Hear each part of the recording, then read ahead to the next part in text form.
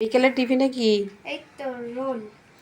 এই যে আজকে ভাবলাম ময়দা মাখা ছিল তো একটু রোল করে দেবো ছেলে মেয়েকে। এটা তোর। এটা আমি নেব? হ্যাঁ। আচ্ছা।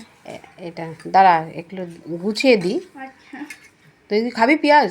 আমি একটুখানি খাবো, আগে আমি সস দিই, আগে আমি ও সস দিই, আমি ওরকম আচ্ছা, করে ওদের খাই না। রোল মানে আমি বলে দিই, ওদের রোল মানে হচ্ছে কি এই যে ডিমের ওপরে দিয়ে আর খালি সসটাকে বুলিয়ে নেবে, এটাই হচ্ছে রোল। এটাই তবে আমি।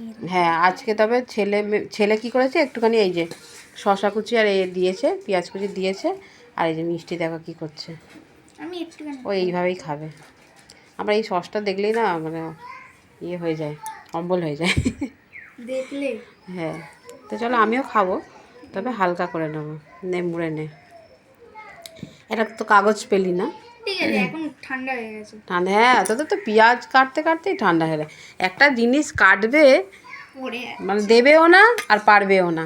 আমি বললাম যে বাবাকে বল কেটে দিতে, না ও নিজে নিজে কাটবে, আর তার মধ্যে ততক্ষণে ঠান্ডা হয়ে গিয়ে তার কিছু রইল না। এই রকমই হয়। তো চলো আমি একটুখানি নিয়ে নিই। আর নিবি না কি?